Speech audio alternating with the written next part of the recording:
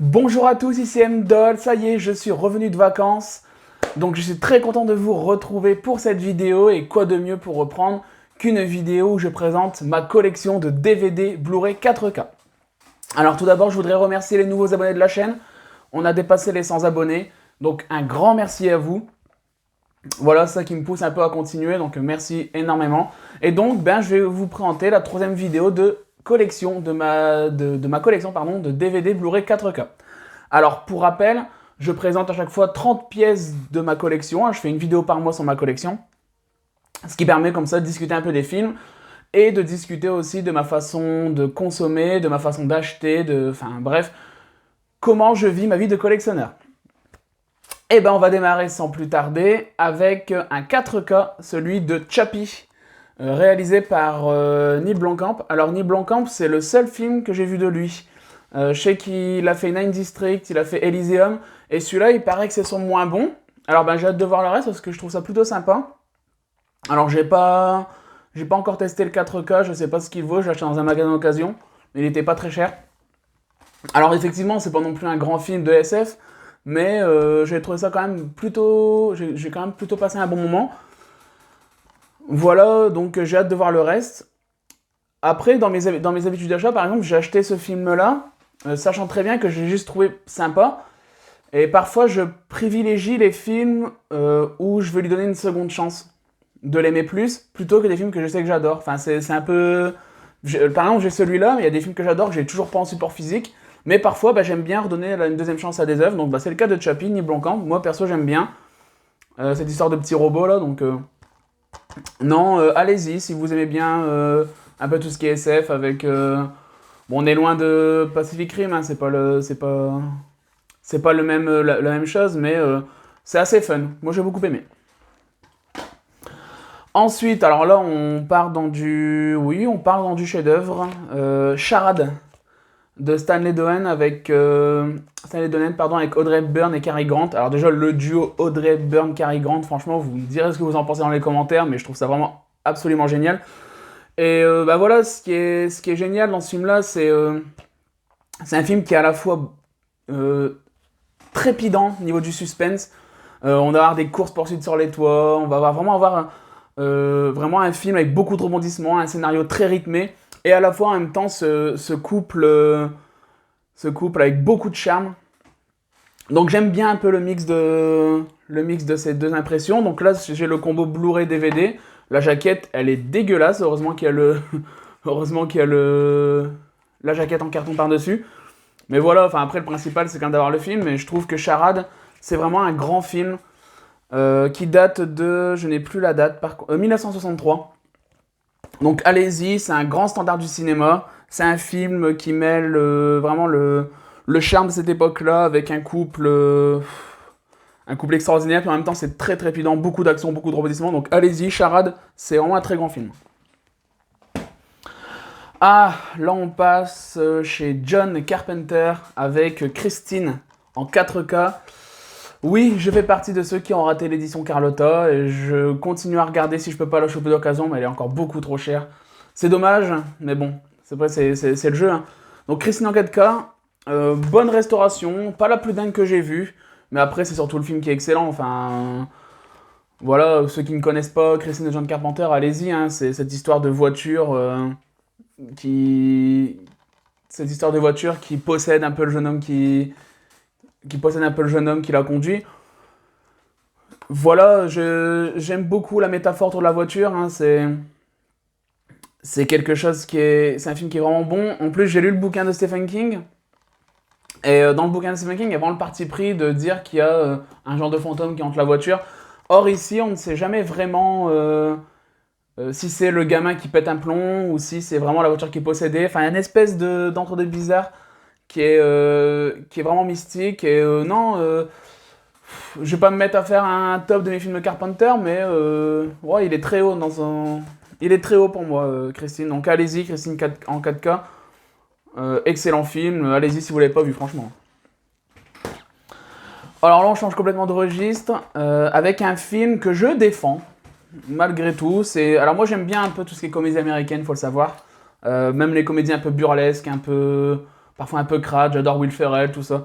Et bah voilà, par exemple, Click avec Adam Sandler. Alors c'est un film que je défends, pas pour son côté comique, parce que, bon voilà, c'est de l'humour potache à la Adam Sandler. Par contre, j'aime beaucoup le message du film, et il y a une demi-heure très dramatique dans le film, qui est très réussie, et qui me fait tomber les larmes quand même, par moments. Donc voilà, en fait, c'est un jeune cadre, en fait, qui se retrouve dans un magasin, et qui va rencontrer un espèce de... Je sais pas, qui va rencontrer un mec qui est joué par Christopher Walken, et qui va lui donner une télécommande universelle. Et cette télécommande universelle lui permet de faire pause, d'accélérer, de revenir en arrière sur tous les instants de sa vie. Et donc bah, ça lui permet, au début c'est génial, parce que bon voilà, quand il se dispute avec sa femme, il peut la passer en accéléré. Quand il veut donner une gifle à son patron, il peut faire pause, puis lui mettre toutes les tartes qu'il veut. Enfin voilà, au début il y a tout cet aspect ludique, et puis ben, progressivement dans le récit, ça va lui échapper. Et donc bah voilà, je trouve ça réussi. Après voilà, c'est de l'humour Adam Sandler, donc c'est pas de l'humour le plus fin qu'on connaisse, mais bon, moi je passe un bon moment devant ce film, donc je l'ai en Blu-ray, je l'ai pas très cher. Mais voilà, je vous le conseille si on passe un bon moment devant une petite comédie avec du sens, donc allez-y. Ah, on va passer à un film que j'aime beaucoup, que j'ai découvert un peu sur le tard, c'est Cloud Atlas, en version steelbook, réalisé par les Wachowski. C'est mon préféré des Wachowski, pardon. Oui, je sais qu'ils ont fait Matrix, mais on en reparlera plus tard. Non, j'ai été assez bluffé par ces 4 histoires dans un espace-temps. Déjà, c'est une thématique qui me parle beaucoup, les conséquences d'une action sur une autre dans le temps. Et donc voilà, ce film est vraiment génial à ce niveau-là. Ça aurait vraiment pu être en plus, je crois qu'il y a 4 histoires, il me semble.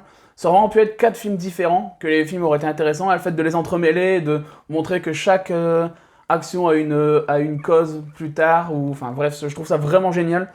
Donc c'est bien fait, Tom Hanks, Halle Berry, voilà, le casting est bon, il y a Susan Sarandon aussi. Bref, allez-y, Cloud Atlas, hein, si vous ne l'avez pas vu. Je pense que c'est souvent un film que je cite. Vous savez, dans l'histoire du cinéma, il y a toujours eu des films qui ont eu le succès bien longtemps après. Et je pense que Cloud Atlas ferait partie de ces films. C'est un pari que je donne. Hein. Dites-moi ce que vous en pensez dans les commentaires. Ensuite, alors j'ai pas beaucoup de Michael Mann. Parce que, tout simplement, j'ai pas vu beaucoup de films de lui. J'en ai vu que quelques-uns, et notamment Collatéral en 4K. Alors il est sorti cette année, je l'ai eu il y a pas longtemps. Je l'ai pas encore testé du coup. Mais j'ai vraiment hâte de voir ce que ça donne parce que visuellement, Michael Mann c'est toujours quelque chose. Hein. C'est peut-être un des trailers les mieux réussis post-2000. Hein, beaucoup d'action, un gros travail sur les personnages. Tom Cruise, un de mes rôles préférés de lui. Comme ça, un peu à contre-courant de ce qu'il fait faire d'habitude. Enfin, j'adore, c'est un grand film. Pour moi, c'est un grand film. Pareil, qui comptera plus tard. Alors, il est toujours comparé à Hit, etc., hein, je veux bien, mais Collateral, c'est d'être parti dans mes Michael Mann préférés. Donc, Collateral, en 4K, je peux pas vous dire ce que ça donne, mais bon, en tout cas, allez-y. Film d'horreur, alors j'en ai parlé un peu sur la chaîne déjà. Donc Conjuring. Alors le premier Conjuring en version amarrée. Oui, le premier, j'ai trouvé ça très bon, réalisé par James Wan. Je me souviens, il y a toujours certaines scènes qui me marquent. Moi, la scène de la poupée Annabelle, quand la gamine est enfermée dans la chambre, elle me fait vraiment flipper cette scène. Il y a la scène aussi avec le fantôme qui est au-dessus de l'armoire, avec ce plan. C'est génial, franchement, c'est génial. Ça peut être tendance à être surestimé parce qu'effectivement, on n'a pas habitué à avoir des films grand public de qualité post-2010, même post-2000 tout court au final, on n'a pas tant que ça. Mais Conjuring, ça fait partie des bons films. Alors forcément, ça a marqué une génération. Pour moi, on est quand même loin de L'Exorciste, de Rosemary's Baby, tout ça. Mais bon, c'est un film qui compte, je trouve ça vraiment bien. James Wan sait vraiment filmer l'horreur. Et donc, j'ai également le 2. Alors le 2, je l'ai en steelbook, avec le personnage de la nonne derrière, joli steelbook. Alors le 2, j'aime bien. Je viens de voir aussi que j'ai le... Je viens de voir aussi que j'ai le 1 en bonus. Mais bon, je préfère avoir les deux séparés. Ceux-là, sur la jaquette, c'est vraiment marqué que Conjuring 2, donc bon, c'est bizarre. Mais en tout cas, je trouve que le 2 est bien, mais il y a un aspect fantastique qui va moins me toucher personnellement. C'est pour ça que je préfère le premier. Après, ce que j'aime beaucoup dans le 2, c'est qu'on développe vraiment encore plus le personnage Warren. Et c'est vraiment à partir du 2 que j'ai pris conscience qu'on était attaché à ces personnages. C'est à un moment, ils sont vraiment en danger. Et j'avais pas envie qu'ils y passent, tout simplement. Et donc, je trouve ça assez réussi. Vera Farmiga et Patrick Wilson, c'est du lourd, hein, je sais pas ce que vous en pensez. Donc, Conjuring 2, il est très bien. Je n'ai pas du tout aimé La Nonne. Je n'ai pas du tout aimé Conjuring 3. Je les mets quasiment sur le même plan, on va pas se mentir. Conjuring 3, j'avais détesté, vous pouvez aller voir la critique si vous le voulez. Donc voilà, Conjuring 1 et 2, voilà, une bonne petite saga d'horreur qui aurait dû s'arrêter là. Tout simplement. Alors, je vous ai déjà parlé de Bertrand Tavernier dans ma précédente vidéo. Je vous en reparle une nouvelle fois et que peut-être sont plus connus, je sais pas. Enfin bref, Coup de torchon, avec Philippe Noiret, Isabelle Huppert, Jean-Pierre Mariel, enfin ça c'est... Voilà, ça c'est, encore une fois, je le dis, Tavernier, c'est du cinéma populaire et intelligent, avec cette réflexion sur la France coloniale, enfin, c'est vraiment génial. Il avait vraiment ce don de faire un cinéma, je vais pas dire un peu social, ou en tout cas qui amène à réfléchir sur notre société, mais en utilisant vraiment des lieux qui ne sont pas communs, comme quand il parlait dans Capitaine Conan, qui utilise les Balkans pour parler de la guerre, là, voilà, on est en Afrique occidentale. Je trouve ça vraiment bon. Donc, Coup de torchon, allez-y, c'est un excellent film. J'ai en DVD parce que je crois qu'il n'existe pas encore en Blu-ray, tout simplement. Alors ensuite, toujours en DVD, mais je sais qu'il est en 4K et je vais pas tarder à me le procurer, je pense, c'est Creed, le biopic de la saga Rocky. On aura le temps d'en reparler, mais Rocky, c'est peut-être la saga préférée, ma saga préférée de l'histoire du cinéma. Et j'avais vraiment peur de ce qu'ils allaient faire avec Creed. Et j'ai vraiment beaucoup aimé Creed, le 1 et le 2. J'ai moins aimé le 2, mais en tout cas, le premier est vraiment excellent, avec Sylvester Stallone qui est toujours aussi époustouflant. Je suis un peu sceptique par contre sur le devenir de la saga, je sais pas ce que vous en pensez, mais est-ce que... Parce qu'il semblerait que dans le troisième, il n'y ait plus Sylvester Stallone dedans. Est-ce qu'ils arriveront vraiment à s'émanciper totalement du personnage de Rocky Balboa?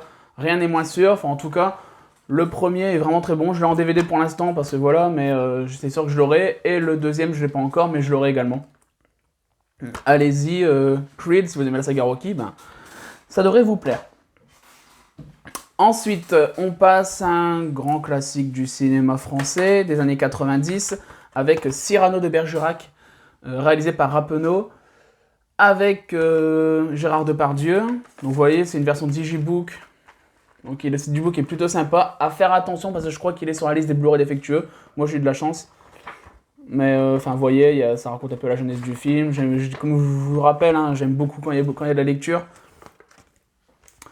Oui, ça c'est un grand film. En fait, j'aime beaucoup. Je l'avais revu au cinéma. Et j'aime beaucoup la façon dont Rappeneau a dynamisé le théâtre de Rostand pour en faire une œuvre vraiment dynamique sur grand écran. C'est très malin, Gérard Depardieu, excellent dedans. Enfin, il était plus dans une mauvaise époque Depardieu, il me semble. Et là, pour retenir tous ces vers et avec vraiment cette gestuelle, je trouve ça vraiment très bon. Donc non, c'est Cyrano de Bergerac. Après voilà, il faut aimer un peu le théâtre filmé, si je peux dire. Mais justement, j'ai trouvé que Rappeneau a réussi à s'émanciper vraiment de la version théâtre pour en faire une vraie œuvre de cinéma. Donc Cyrano de Bergerac, allez-y. Un film qui a fait beaucoup parler parce qu'il a gagné 3 Oscars, c'est Dallas Buyers Club. Cette histoire de personnes séropositives qui lui restent 30 jours à vivre et qui cherchent à avoir des traitements alternatifs, non officiels. Et qui va donc comme ça rassembler plusieurs malades pour faire ce Dallas Buyers Club. Alors j'aime bien, mais on va pas se mentir, c'est quand même très très très académique. Le stéréotype du film à Oscar, si je puis dire. Alors attention, c'est quand même un bon film, notamment par les prestations de Matthew McConaughey, puis de Jared Leto en personne transsexuelle. Donc non, j'aime bien, après voilà, j'adore pas non plus. Mais c'est un bon film. Un peu académique, mais c'est un bon film. Bon, on continue dans le chef-d'œuvre avec en digibook Danse avec les loups, Kevin Costner. 7 Oscars, en même temps c'est tout à fait normal, meilleur film, meilleur réalisateur, meilleur scénar, meilleure musique, meilleur son, meilleur montage, meilleure photo. Voilà, je crois également qu'il est sur la liste des Blu-ray défectueux, encore une fois j'ai eu de la chance, donc à vérifier bien sûr. Voilà, avec un peu de lecture, comme d'habitude dans tous les digibooks, c'est vraiment des belles éditions. Oui, ben écoutez, le film il dure 3h44, mais on voit pas le temps passer, hein. Il y a tellement d'action, il y a tellement de poésie. C'est peut-être un des westerns post-90 le plus marquant. Il y a de quelle année d'ailleurs? Je dis peut-être une bêtise. Je vois plus, bon bref. 1990, donc oui. Enfin bref, Kevin Costner, quand je vois la réalisation de Danse avec les loups, j'aurais aimé le voir sur d'autres réals. Parce que vraiment c'est excellent, j'ai rien à reprocher à ce film. J'aime beaucoup. Après, c'est toujours question de goût, à savoir si on préfère d'autres films que d'autres, mais ouais, ça fait partie des grands films du cinéma, Danse avec les loups. Allez-y, ça peut être une porte d'entrée pour les westerns, pour certaines personnes qui sont réticentes aux westerns. Enfin, je trouve que Danse avec les loups, c'est un excellent film. Ouf, chef-d'œuvre, je l'avais pas vu venir, j'étais surpris, vous l'avez vu. Ben, c'est Le Chant du Loup, vous l'avez vu. C'est un bon film, effectivement, mais ça ne vaut pas Das Boot, réalisé par Wolfgang Petersen. En pleine Seconde Guerre mondiale, le jeune équipage d'un sous-marin allemand plonge dans une mission top secrète quasi suicidaire. Envoyé pour patrouiller l'Atlantique et détruire l'armada alliée qui ravitaille la Grande-Bretagne, ces vertes recrues doivent faire corps et se battre contre les grenades sous-marines d'un ennemi invisible. Un film de sous-marin, ça a l'air classique. Donc déjà, ce que j'aime bien, c'est que c'est du point de vue allemand et c'est très rare comme ça pendant le contexte de la Seconde Guerre mondiale. Mais forcément, Wolfgang Petersen, c'est un réalisateur allemand. Et le film, alors il dure un certain temps, hein, je crois qu'il doit durer 3h, 3h30. Mais l'immersion, c'est incroyable. Vraiment, on ressent la tension chaque instant. On ressent l'effet d'oppression du huis clos. Vous savez que j'adore les huis clos. Alors, il y a quelques plans qui me dérangent. C'est-à-dire, parfois, on a tendance à sortir un peu du sous-marin. C'est plus pour des plans qui, au final, ne valent pas grand-chose. Mais bref, non, ça, c'est le chef-d'œuvre de Wolfgang Petersen. Quoi rajouter de plus? Allez-y, c'est excellent. Alors c'est Das Boot, en français il l'appelle Le Bateau, c'est-à-dire que si vous cherchez sur Sens Critique, par exemple, vous le trouverez à Le Bateau. En Director's Cut en plus. Non, le film il est vraiment, vraiment excellent, je me suis pris une belle baffe quand je l'ai vu, je l'ai découvert il y a 2 ou 3 ans. Alors, le prochain film. Une collection, ça a une histoire, d'accord? Il y a des films qui rentrent, qui ressortent, qui évoluent. Et il y a un peu des ovnis. Bah là, c'est un ovni, c'est un film que je n'ai pas vu. C'est un film d'horreur, Death Tunnel. C'est clair et net que je suis pas emballé de le voir, hein, tout simplement parce que j'ai l'impression que c'est typiquement le genre de film d'horreur que je n'aime pas. Alors peut-être que je me trompe, hein, mais ça fait au moins 10 ans qu'il est dans ma DVD Tech et que j'ai pas encore jeté un œil parce que je l'ai eu en cadeau en fait. Hein. Et bah voilà, on dit merci, mais j'étais pas hyper emballé par le film, donc je l'ai encore parce que j'ai pas envie de me débarrasser d'une œuvre que je n'ai pas vue, c'est contre mes principes. Mais voilà, je vais aller faire un tour un peu sur Sens Critique, alors même si c'est pas la science infuse, hein, mais quand je vois la moyenne, elle est à 2,4, ça me fait très peur. Enfin, on est à peu de choses près à la même moyenne que le Baltringue avec Vincent Lagaffe, donc ça a l'air d'être un film très mauvais, donc je l'ai. Pour combien de temps encore? Voilà, peut-être que je me trompe, mais dites-moi si vous l'avez vu dans les commentaires. Peut-être c'est un excellent film et je passe à côté de quelque chose. Disputez-moi dans les commentaires, même si c'est un excellent film. Surtout. On passe à autre chose. Alors là, en plus, le steelbook est très joli, c'est Délivrance. Alors, Délivrance, ça c'est un chef-d'œuvre. Pour moi, c'est vraiment un chef-d'œuvre avec Jon Voight, Burt Reynolds, réalisé par John Boorman. Le steelbook est vraiment joli. Regardez à l'intérieur, avec la jaquette où on voit vraiment ces hommes dans la nature, en train de faire du canoë. J'aime bien parce que c'est un film qui est à la fois violent. Hein. C'est clair que voilà, la scène, pour ceux qui l'ont vu, la scène du quart d'heure, la scène au milieu du film pendant un quart d'heure, c'est assez insoutenable. Et en même temps, il y a vraiment ce rapport avec la nature qui est bien décrit dans le film. Ça a tellement inspiré de choses, hein, les sagas des tours mortelles, etc., la dernière maison sur la gauche, enfin, il y a tout. Délivrance, ça a vraiment inspiré tout un pan du cinéma d'horreur. Encore aujourd'hui, je ressens beaucoup de tension quand je vois ce film-là. Ça évite tous les pièges du revenge movie, ça évite tous les pièges du slasher, en quelque sorte. Ça prend vraiment une direction à part, une direction artistique une direction artistique à part. Délivrance, chef-d'œuvre absolu, en steelbook, la restauration est superbe. Vraiment foncez si vous ne l'avez pas vu. Alors là, on est toujours dans le cinéma un peu d'horreur, plutôt teenage movie avec une saga, donc Destination Finale, genre DVD. Ouais, je suis pas ultra fan. Le premier, j'avais bien aimé à l'époque, mais en le revoyant maintenant, bah, je suis un peu, ça me fait un peu tiquer quand même par moment. Mais le principe, il est plutôt pas mal pour passer un bon moment, hein, c'est un bon divertissement. Donc le premier est plutôt bon, et j'ai également le deuxième. Le deuxième, je l'ai parce qu'il y a vraiment un peu un lien entre le premier et le deuxième, un vrai lien, c'est-à-dire il y a un personnage qui revient, et moi j'aime bien dans ce genre de saga, au moins être un peu relié, surtout que je suis pas ultra fan. Voilà, en fait, j'ai eu... le premier était plutôt basé sur le scénar, le deuxième est plus basé sur les pièges, etc. Le carambolage du début est réussi dans le 2, hein, vraiment. Et puis progressivement, dans le reste de la saga, bah, je les ai tous vus, hein, mais je suis plus si fan. C'est sympa à regarder pour les pièges, c'est sympa à regarder pour... voilà, pour cette surenchère de gore, en quelque sorte. Mais ça vaut pas... Ça vaut pas ça, et je suis pas ultra fan. Je crois même que le 5, j'avais pas aimé. Après, donc pour l'instant, je les ai en DVD. Ceux-là, je les aurai en Blu-ray un jour, je pense. Après, s'il y a un coffret avec pas trop cher, avec tout dedans, bah, peut-être que je me laisserai tenter. Mais voilà, enfin, c'est un catégorie de teenage movie, c'est sympathique, mais voilà. Casse pas non plus trop pattes à un canard. Ah, ensuite, Deux hommes dans la ville. Excellent film avec Jean Gabin et Alain Delon. Un film où Jean Gabin joue un éducateur qui est proche de la retraite, hein, je crois qu'il a un an de la retraite. Et Alain Delon, c'est un prisonnier, un ancien truand qui sort de prison. Et donc Jean Gabin doit réinsérer socialement et professionnellement Alain Delon, sauf que l'étiquette de truand colle à la peau d'Alain Delon qui a du mal à exercer sa propre rédemption parce que la police et tout est un peu sur son dos, convaincu qu'il est de mauvaise foi. Et donc c'est un film qui a énormément de réflexion sur cet aspect social de la réinsertion d'un prisonnier, avec intelligence, hein, vraiment, et avec subtilité. La fin est brutale, j'ai beaucoup aimé la fin, elle reste marquée. Je l'ai vu qu'une seule fois, mais d'ailleurs, ça me donne envie de le revoir. Je me le materai peut-être bien ce soir. Deux hommes dans la ville, vraiment petit chef-d'œuvre pour ma part.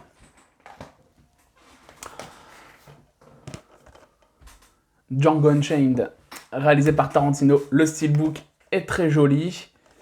On peut le prendre de deux façons, hein. Moi, je me préfère ce côté avec Django, vraiment devant.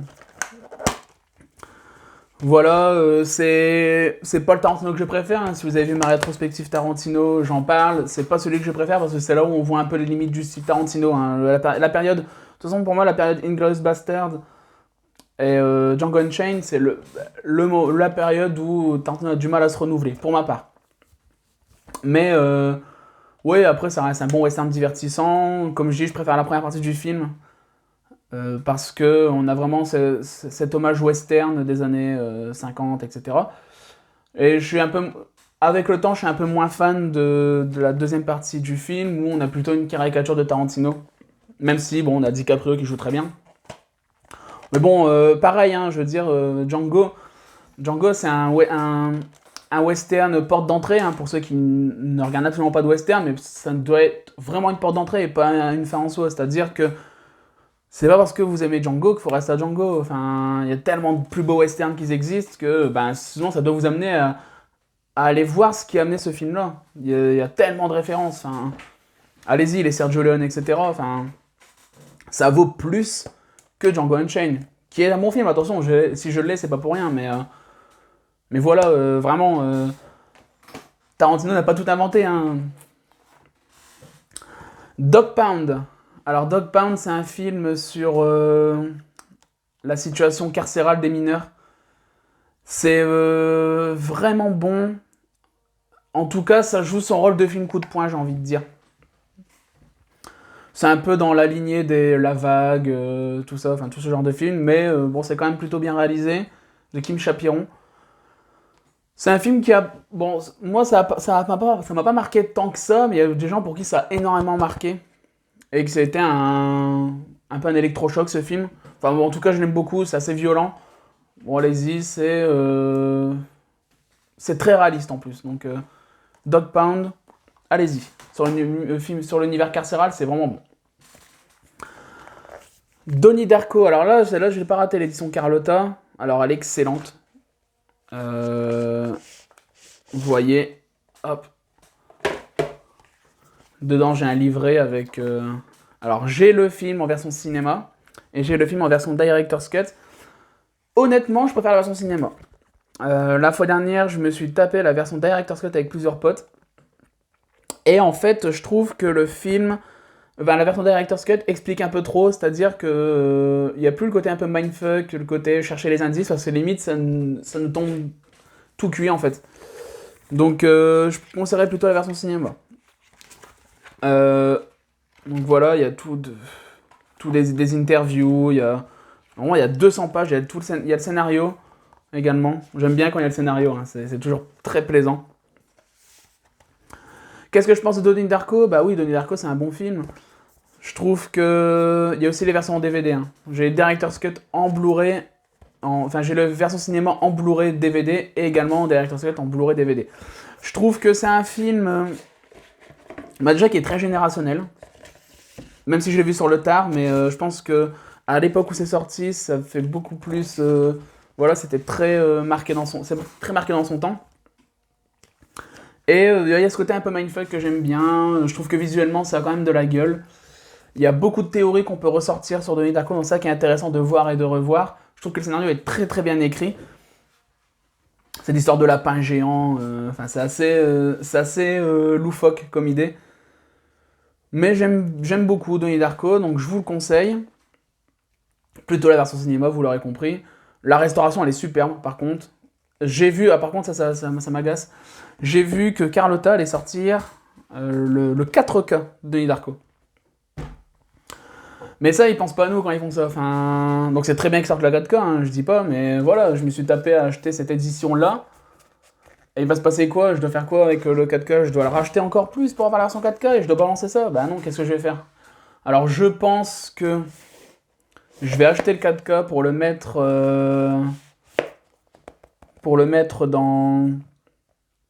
dans ce coffret. Mais ça m'emmerde quoi. Enfin, quand on fait des éditions complètes comme ça, c'est pas pour ressortir après une autre version, entre guillemets, plus complète un an après. C'est un peu décevant, mais bon. Que voulez-vous? Mais Donnie Darko, allez-y. Hein. Je vous l'avais dit que Stanley Kubrick, c'était mon réalisateur préféré. Ah voilà, encore une fois, Docteur Folamour.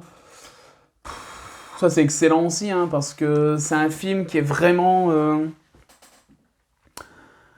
qui est très cynique. Et moi, ce que j'adore chez Stanley Kubrick, je le dis tout le temps, c'est alors, il a forcément apporté beaucoup de choses au cinéma, mais il a apporté une grosse pierre à l'édifice de chaque genre. C'est-à-dire Shining pour le film d'horreur, 2001 pour le film de science-fiction, Full Metal, Les Sentiers de la Gloire pour le film de guerre, etc., etc. Et ben là, pour la comédie, 1h30 doit durer le film. Et c'est vraiment... c'est drôle, c'est vraiment drôle. Faut avoir un peu le contexte de guerre froide, tout ça en tête. Hein. En fait, bon, si je lis le synopsis qui est très court, hein, devenu fou, le général américain Reaper décide de son propre chef, d'envoyer des avions nucléaires bombarder l'URSS. Faut avoir un peu la connaissance de comment ça fonctionnait à l'époque, le contexte historique. Mais bon, un petit chef-d'œuvre encore une fois. Hein, j'adore Stanley Kubrick et encore là, il a réussi à apporter sa pierre à l'édifice de la comédie un peu cynique. Donc, Dr. Folamour, excellent. Drive, réalisé par Nicolas Winding Refn. Je ne suis pas un grand fan de Nicolas Winding Refn. Je lui reconnais un grand talent de mise en scène. Mais ce que je lui reproche, c'est que c'est pas toujours au service de la narration. C'est le cas avec Drive. Je trouve que Drive est vraiment très bon. Il y a un côté contemplatif qui est pas trop. Il y a... En plus, Ryan Gosling, il est bien choisi dans le casting. Non, j'aime vraiment bien le ton du film, qui nous a quand même été vendu comme un genre de Fast and Furious. Hein. Enfin, ça n'a absolument rien à voir. Mais je suis pas fan de ces autres films. Alors, j'ai pas vu la trilogie Pusher, mais par exemple, ben voilà, The Neon Demon, Valhalla Rising, Only God Forgives, bah voilà, c'est des films. Alors Only God Forgives, j'ai pas du tout aimé. Par contre, Valhalla Rising et The Neon Demon, bah, je lui reconnaissais son talent de mise en scène, je lui reconnaissais le travail sur les couleurs qui était assez incroyable, il y avait des plans de ouf. Mais voilà, clairement, je m'emmerdais devant ces films. Je suis un peu déçu, hein, mais voilà, après je leur donnerai peut-être une seconde chance. Faudrait qu'un coup j'analyse vraiment, je me fasse une session Wins Refn et que je me revoie tous ces films. Duel, réalisé par Steven Spielberg, son premier téléfilm. Et Duel, c'est peut-être il est dans mon top 3 de mes Spielberg préférés. C'est incroyable. C'est fou, avec aussi peu de moyens, aussi peu de temps, avec un scénario aussi simple, de réussir à mettre en scène cette histoire. Alors, vous me direz ce que vous en pensez dans les commentaires. Moi, le seul défaut que je lui trouve, c'est cette voix intérieure qui parfois prend un peu trop le pas. Je me souviens de la scène dans le restaurant où il cherche un peu qui pourrait être le conducteur du camion. Et en fait, j'aurais bien aimé avoir juste pas de bruit et imaginer par les images ce qu'il peut ressentir. J'aime pas quand on est trop explicatif. Mais voilà, après, c'est chipoté. Ce Duel, c'est vraiment un très grand film. Pour ceux qui ne connaissent pas, bah, c'est tout simplement c'est un camion qui poursuit une voiture. Mais avec cette faculté à relancer les enjeux, à faire monter la tension, enfin Spielberg, c'est incroyable quand même. Hein. On oublie, enfin moi je trouve que c'est assez mainstream de dire qu'on adore Steven Spielberg, mais je trouve qu'il a quand même fait c'est dingue quand même tout ce qu'il a fait. Hein. Ça nous paraît tellement banal maintenant, mais Jurassic Park, Les Dents de la Mer, It, il rencontre du troisième type, La Guerre des Mondes, enfin jusqu'à Ready Player One récemment. Moi je trouve ça vraiment incroyable ces films. Alors je l'ai en DVD. Parce que c'était au moment où j'étais un peu une petite flippette et j'avais peur des Blu-ray défectueux et Duel fait partie de la liste, mais j'hésiterai pas à le racheter en Blu-ray à essayer quand même parce que l'indice de défectuosité est très faible, donc j'essaierai quand même. On va bientôt arriver au bout. Alors là, je crois qu'il est en 4K. Oui. Dunkerque, réalisé par Christopher Nolan. Christopher Nolan, ça ferait partie des prochaines rétros que je ferai aussi. Hein. Je sais qu'il y a David Fincher, tout ça qui est bon. Mais Nolan, je me le suis tous retapé récemment et donc j'en ferai une vidéo. Bah Dunkerque, c'est un des Nolan que je préfère. En fait, bizarrement, je suis moins fan du Nolan Interstellar Inception. Je le préfère là-dedans. Je le préfère dans Tenet. Eh oui. Je le préfère dans Memento. Je le préfère dans Insomnia. En fait, je trouve que Dunkerque, le film, il est incroyable. Donc, version 4K. L'image et le son à tomber par terre de ce 4K. Déjà, il y a aussi cet aspect-là. C'est vrai que je suis toujours dans mes préférés parce que j'ai toujours le souvenir des séances marquantes de cette séance, notamment de Dunkerque, qui était vraiment géniale. J'ai trouvé que j'étais vraiment en immersion. Alors après, on peut leur reprocher plein de choses. C'est vrai que c'est un peu lisse pour un film de guerre. Mais purée, ça envoie. Franchement, ça envoie. C'est génial. Le travail sur le son est vraiment incroyable dedans. Puis bon, il joue beaucoup d'artifices hollywoodiens, mais on a beau dire, la musique d'Hans Zimmer qui arrive, tout ça. Enfin, c'est vraiment bon. Il y en a plein qui n'ont pas aimé. Redonnez-lui une seconde chance.